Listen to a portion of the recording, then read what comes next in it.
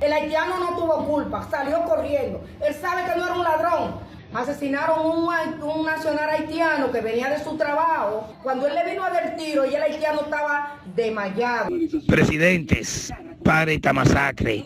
Ayer a las 5 de la tarde fue ejecutado a sangre fría un nacional haitiano por una patrulla de la Policía Nacional de La Caleta. Una patrulla de la Policía Nacional asesinó a un nacional haitiano, una policía raciste. Bonjour, bonsoir la société. Je dis à moi venir avec une vidéo pour nous qui est vraiment triste. Qui est vraiment triste par beaucoup de nous haïtiens. Qui est vraiment triste, qui est vraiment triste, qui est vraiment triste. Hier dimanche qui était 12 novembre 2023, dans la République Dominicaine, policiers dominicains assassiné un haïtien dans une zone qui est la Carreta. En dans caillon dominicaine, ça triste en pile. Pendant haïtien a passé des absolu travail contrition et puis Dominique au campé, il va pas camper. Quand on le principe là. D'abord au campo, soit yo aller avant, yo arrêter aller avec, yo remettre à immigration. Aussi bien ou ba yo kob yo lago parce qu'on ça principe là. Haïtien soit qui pas de gain kob. Oh, qui pas de vle camper pour yo pas arrêter, mais c'est péter courir à l'entrée caillon dominicain. L'entrée caillon dominicaine nan, li entrer là le cacher. Nèg yo entrer yo craser porte dame nan. Yo pousse porte là, yo craser pendant pousse porte là, frapper monsieur tombé et puis yo vide cartouche sur monsieur en dedans. Ça vraiment triste, c'est une nouvelle qui est vraiment triste. L'aime jeune richesse ça matin. Bon. Comme faut c'est travail moi faut me poster, m'obligé garder pour me poster, me suivre pour me poster. Yo assassiné haïtien et yo pas quitter cadavre là, yo prend cadavre là, yo al jeter. Tandis que vieux chien ou touya, vieux cabrit ou vieux chat, ne ka di n'importe bête que ou tuye comme c'est dans la rue, m'te ka tuye un bête ou prendre al jeter ou pas quitter dans la rue. C'est comme ça yo fait haïtien. Yo fin assassiner la balle, après ça mettre kala quel sauter parce qu'il te gen ti moun dedans, li pété kou, la chercher un petit garçon, li te gen qui pas trop loin. Et l'elle retourner, li pas jeune corps haïtien en dedans. Police yo fin assassiner, yo aller avec corps. Yo al jeter. Ça vraiment triste. Gouvernement haïtien, s'il te plaît, voyagez ou soit haïtien qui a vécu dans la République Dominicaine. C'est pas dans la République Dominicaine qui a vécu dans le monde là. Même qui dit spécialement la République Dominicaine parce que c'est là où plus maltraité. Yo va prendre la vie pour rien.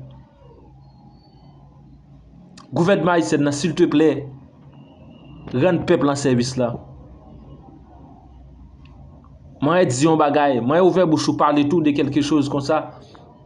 Yo assassiné côté le pété kou l'allemand de secours caillon dominicaine. Li entré en tant que dominicaine la police yo crasé porte là. Yo entré en dedans, yo assassiné la cartouche. Après ça yo prend quoi? Yo allé. Ça vraiment triste. Bam quitter nous avec vidéo. La policía de aquí de La Caleta, por cualquier cosa que pase aquí en mi casa, por el hecho de anoche. Asesinaron un nacional haitiano que venía de su trabajo. Aquí en casa está la prueba. Gritándole yo en mi puerta que cuidado. Me despegaron mi puerta con el empujón que él le dio a la puerta, al haitiano le pegó la puerta. Cuando él le vino a dar tiro, y el haitiano estaba desmayado. Yo tenía aquí 4 niños, uno de 2, una de 6, una de 4 y uno de 9. Y esos niños no pudieron ir al colegio hoy. Yo me puse mal anoche, porque ese problema fue tan grande que no nos dio, no nos dio. No le dio paz a ustedes. Estábamos graves. Entonces, cometieron 2 errores. Él viene primero y me mata el hombre aquí. Enseguida se lo llevó. Pero yo salgo a buscar ayuda con mi hijo para que me ayude porque estaba atormentada. Salgo, dejo mi puerta cerrada. Cuando yo llego, yo no sé dónde ellos lo tiraron tan rápido por ahí. Porque cuando yo vine con mi hijo, que está ahí en Los Chivos, ya ellos estaban aquí metidos otra vez, entraron a su casa, ¿qué ellos hicieron? Yo creo que aquí en República Dominicana debe haber un código de ley que ampare el civil. Ellos no deben de estar abusando de esta manera. Y esta casa se respeta, porque mi casa y yo le servimos al Señor. Amén. Y yo no quiero. Él trajo a Satanás aquí a mi casa. El haitiano no tuvo culpa, salió corriendo. Él sabe que no era un ladrón, porque a él se le dijo, no lo maten. Pero como tienen un macuteo. Pa bo la kay voisin gen gwo kriye, gen gwo rele. Ki te m'explique pat mwen parole, c'est moi k'ap ba ou. Président Luis Abinader kote li te fè un rencontre avec Papa Biden, kote li talman del force pour aider avec combat Haïti ya. Jusqu'à présent, rien pas marché. Cloua ap monté, li presque pété. Bagala tellement en pile, li voye vice-président Kounia al parler avec le monsieur Biden pour qu'a faire un grand appel avec Haïti pour qu'a couper avec travail que y a fait pour Haïti qu'a retourner baisser devant yo encore. Bagay yo a vini, plus de terre a vini rete branché prenti chaise ba pas trop pressé.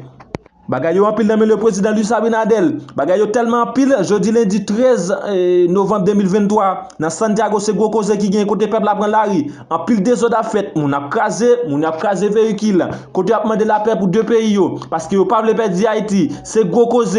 Tu as forcé le président Luis Abinader pour retourner sous décision de prendre parce que c'est yo qui a perdu. Parce que c'est pays a cap crasé. Puis quand trop pressé, il prend des chaises ba ou chita m'pral maintenant, mais on pas demander me causer c'est moi qui parle ba ou.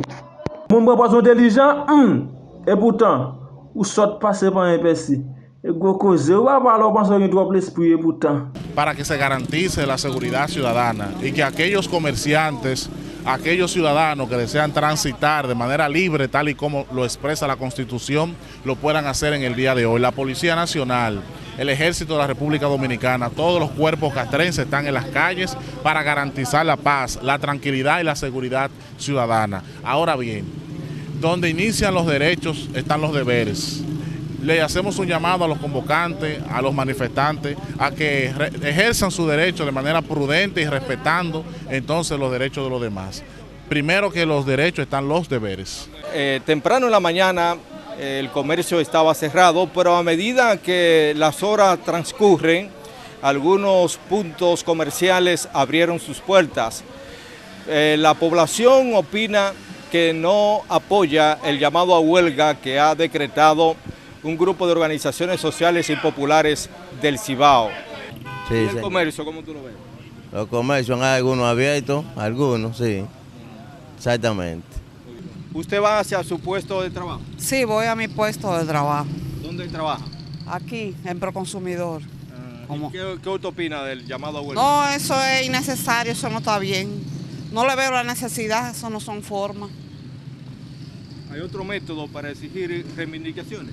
Claro, depende también de los objetivos que ellos quieran, porque yo veo que todo está caminando como ha caminado siempre, bien. Habrán quejas, no le digo, porque no todo tiene que estar al 100%, pero no hay necesidad de hacer huelga y parar un tránsito, un negocio, como está la situación hoy en día.